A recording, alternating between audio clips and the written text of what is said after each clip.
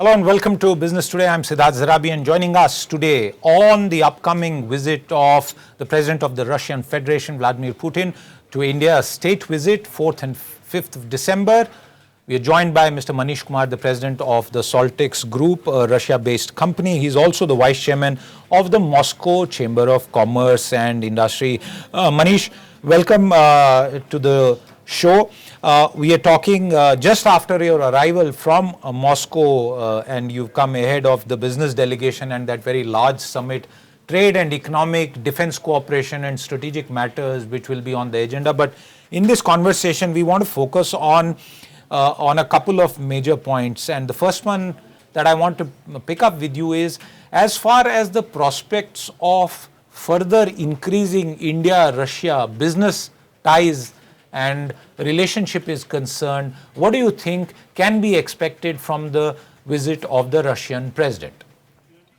Well, very right question, Siddharthji, because I can see the enthusiasm, because today morning only I land and I can see more than 50 media people in the plane. Top officials are already lined up. Tomorrow, many people are coming. It shows the high level engagement of Russian side with the India.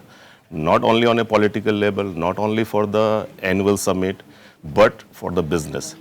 Yesterday only quote came from the president of Russia that they will see the maximum which they can do to increase the Indian export to Russia. This is what the weakest point we have. Unfortunately, if we take the India's export worldwide, 400 billion, and export to Russia is 5 billion. And this is the hindrance for all the trade imbalance, ruble, rupee, the corridor, and there are so many things. So in my opinion, after the SCO summit, what we see the enthusiasm from the both sides, and in a whole geopolitical scenario with the tariff barrier, Indian companies are also looking for the alternative market. So in my opinion, this is going to be a kind of game changer, and which we have to look very closely.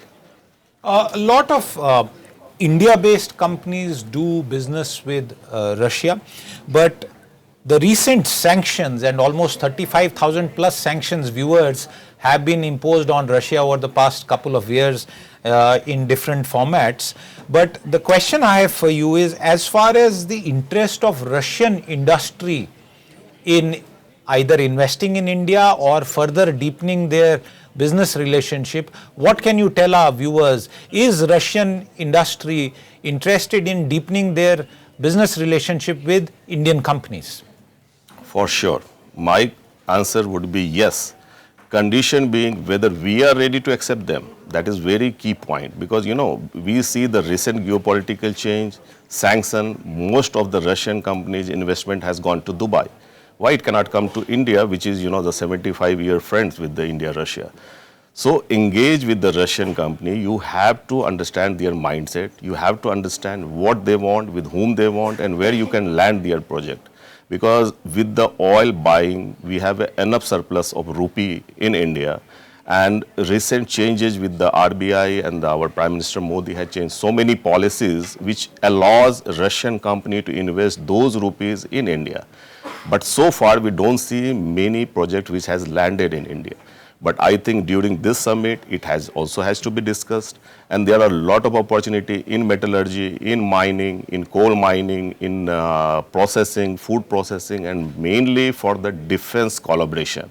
I again emphasize, from Russia is a traditional partners, and a lot of the new technology Russia can give, which can land in India, a kind of BrahMos. Many things. That's a good point to make. And over the recent past, we have seen that India has opened up its defense sector even more than what was in the past, including defense production opportunities. A lot of private sector companies in India are now doing increasing work in the defense space, and I would imagine there is potential for BrahMos-like joint ventures, that is of course in the public sector, in the private sector as well. One quick follow-up question. Are the sanctions a hindrance to doing business with Russia? Because when I was speaking to certain members of Indian industry in the recent past, some of them say that the sanctions have made doing business with Russia a little difficult. I can agree. Where is the balance? Because those companies having the traditional business with US, Canada, Europe, so they are obviously afraid because you are in a risk of secondary sanction. And just for your information, and you must be knowing, more than 100 companies from India already fall in a secondary sanction. So here issue is whether we say them they are a good friend, they are a good business partner, but we don't want to engage with the business. Well, with this kind of approach, we cannot do the long-term business. Let us take the example of China. After the sanction, China's turnover with Russia has increased, and it's a historically maximum high up to $240 billion. And what we are doing, if Chinese are not afraid, Turkeys, who are the member of NATO, and they are looking towards NATO and shaking hand with the Russia, doing business, what is, just holding us to do the business with Russia? So I think change the mindset. Make the arrangement. There are a lot of, I don't want to say on a public platform, but there are many arrangements which you can do, and you can do business with Russia, and it's the right time. Okay, you spoke about a couple of sectors. I want to take up the potential of defense production, defense sector once, and then we will come to another element that is being spoken about, which is the possibility of a labor-related agreement, which will be very important for India because we are an exporter of manpower all across the world. But first on defense production, Manish Kumar, what more can you tell us about the potential increase in defense collaboration between India and Russia? It is a very, very important long-term perspective for the defense collaboration. The reason being, from the last 75, from the time of independence, India was dependent upon the Russian defense equipments, technology, and everything. So it is but obvious we are natural partners. So now when the government has opened up the FDI policy, 100% FDI can be done.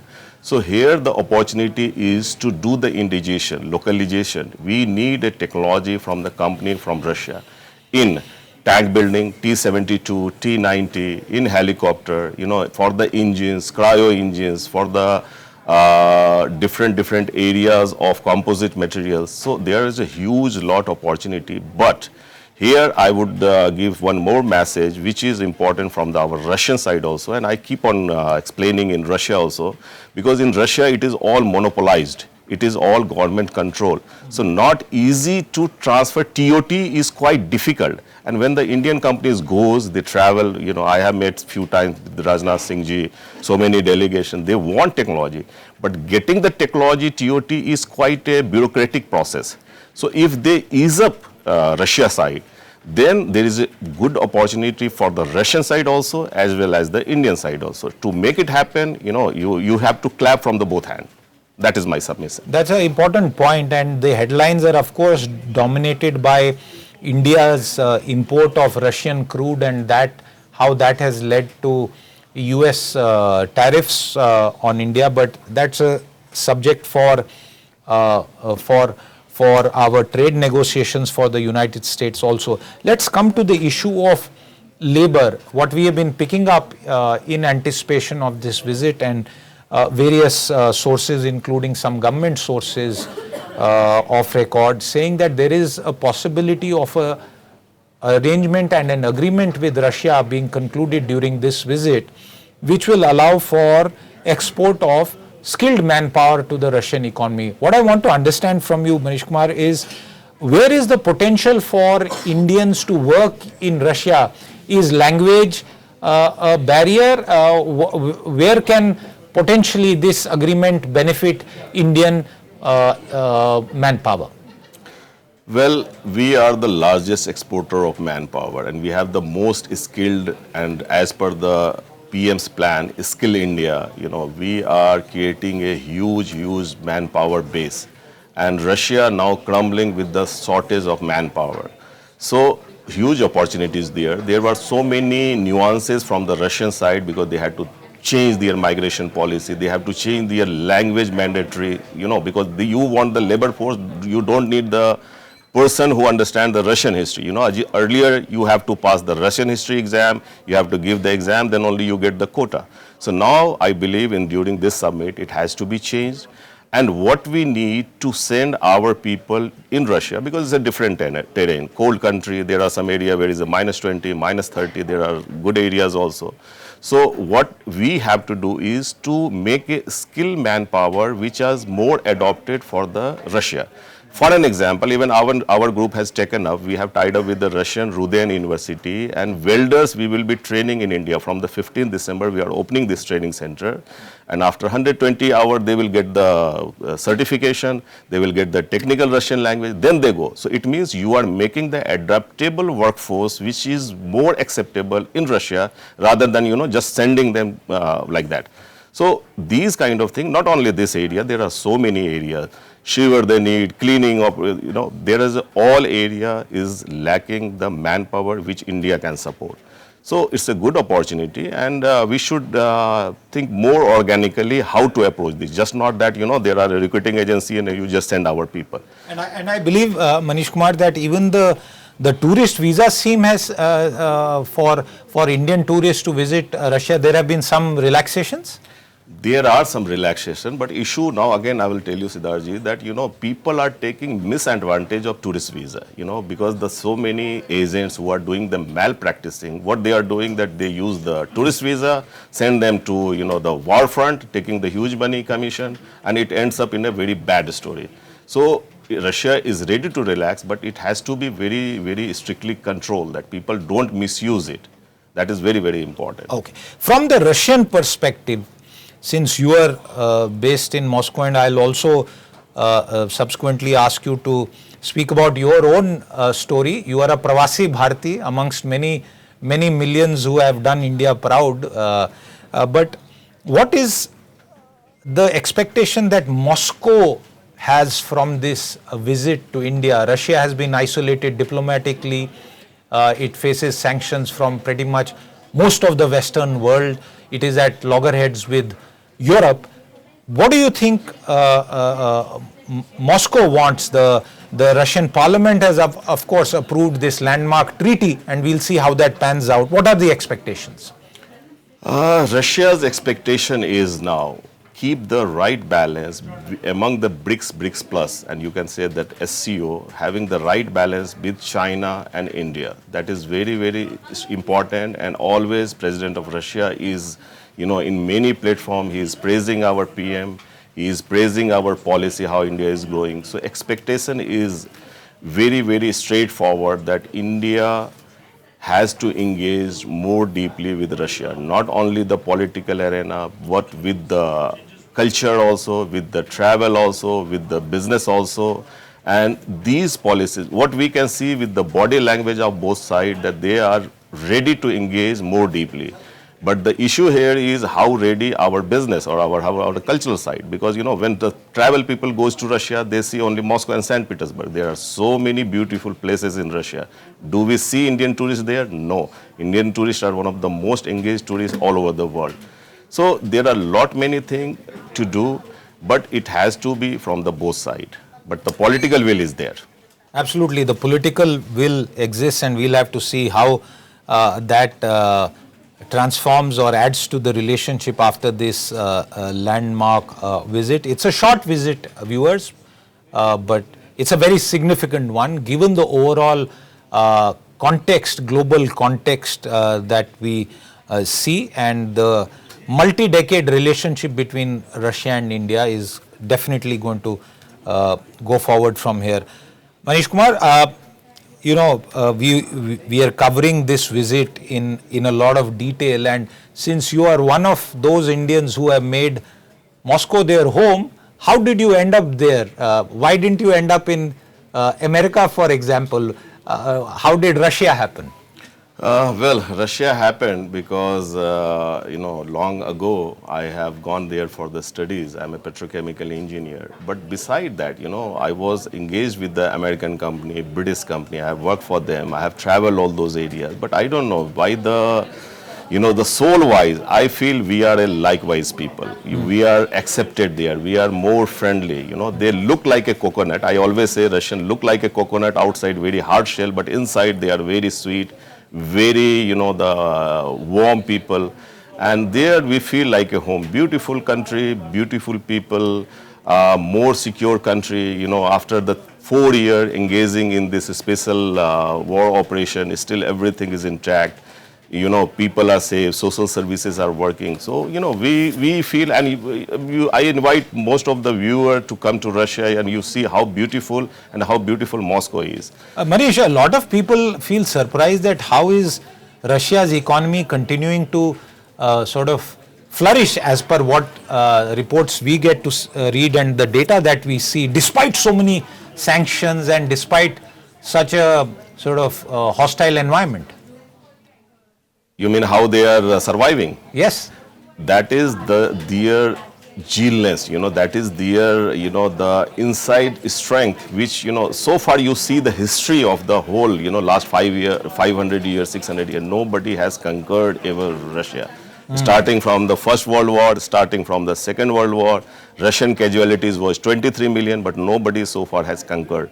Because, when it comes to their dignity, their patriotism, they are on top. Let me ask you one final question. How is Prime Minister Narendra Modi perceived in Russia, in society as well as in the government circles? I must say, and continuous praising from the Russian president on most of the platform, in the Vostochny, the Eastern Economic Forum, let it be the St. Petersburg Economic Forum. He always gives example of India under the leadership of Mr. Modi.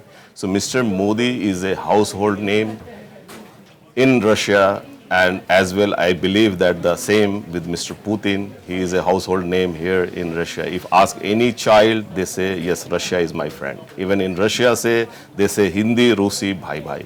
So that kind of bonding, people to people bonding, and the perception we have. And you cannot change, you cannot build in one day. It is coming from the decades. It's coming from the decades. Are Indian movies still as popular? When we were growing up, we used to see and hear a lot, but are Indian movies as popular now? Very, very popular. And it's so good, after the sanctions, so many American movies has, out of theater. So now Indian movies has entered. So any film festival is going on in India, there is a permanent, even, some of the speech, Mr. Putin have even explained that we have a 24-hour on a Russian channel, Indian TV. The Indian movies are always round the clock. You can see the Indian movies there. Who is the most popular film star from India, actor, actress in Russia, according to you, Manish Kumar?